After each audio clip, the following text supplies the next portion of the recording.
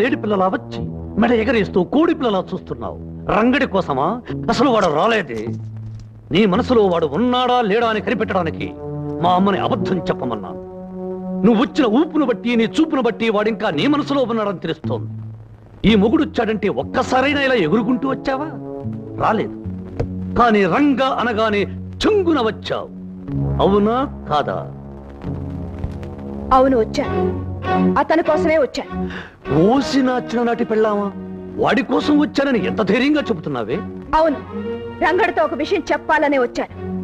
ఒకప్పుడు దేవాలయంలో ఉండే ఈ ఇల్లు ఈ మధ్య అరణ్యంలా మారిపోయిందని, ఇక్కడుండే మనుషుల మధ్య మానవత్వం లేని మృగాలు వచ్చి మకాం పెట్టాయని చెప్పడానికే వచ్చాను.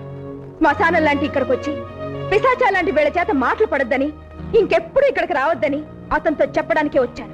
అంటే నీ వాగుడికి అర్థం మేము మృగాలు, పిశాచాలు, దెయ్యాలు, భూతాలు అనేక? వాడి మైకం నీకు వదలకే నువ్వు ఇలా పెలుతున్నావు. వదలాలి అంటే వాడి జ్ఞాపకాలు, గుర్తులు ఏమీ ఉండకూడదే.